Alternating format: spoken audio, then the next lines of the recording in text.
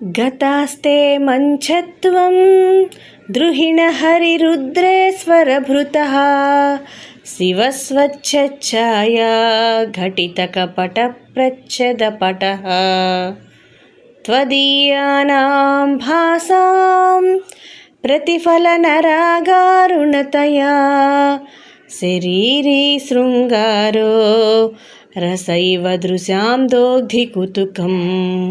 ఈ శ్లోకానికి భావమేమనగా, నీవు అధిష్ఠించిన మంచమునకు బ్రహ్మ విష్ణు రుద్ర ఈశ్వరులు 4 కోడుల రూపంలో ఉన్నారు.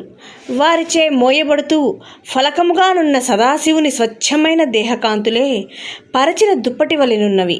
కానీ నీ మేని అరుణకాంతులు తనపై ప్రతిఫలించడం వల్ల మూర్తిభవించిన శృంగార రసము వలె ఎర్రగా మారి సదాశివుడు చూడవేడుకగా ఉన్నాడు అని భావము.